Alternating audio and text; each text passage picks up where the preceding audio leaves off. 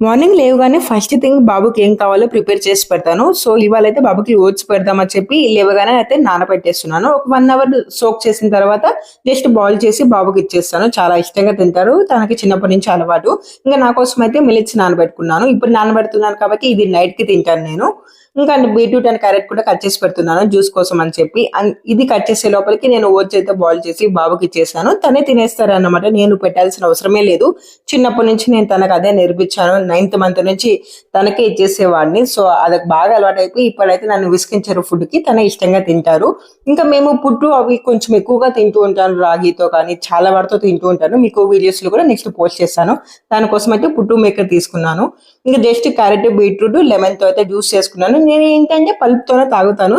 ఆ పల్ప్‌తో సహా మా బాబుకి పెడితే తనకు డిఫరెంట్‌గా అనిపించింది. కావాలి, కావాలి అన్నారని కొంచెం టేస్ట్ చేపిచ్చాను. బట్ ఇష్టంగా అయితే తాగారు. వీడియోస్ కానీ నచ్చితే లైక్ చేసి సబ్స్క్రైబ్ చేసుకోండి.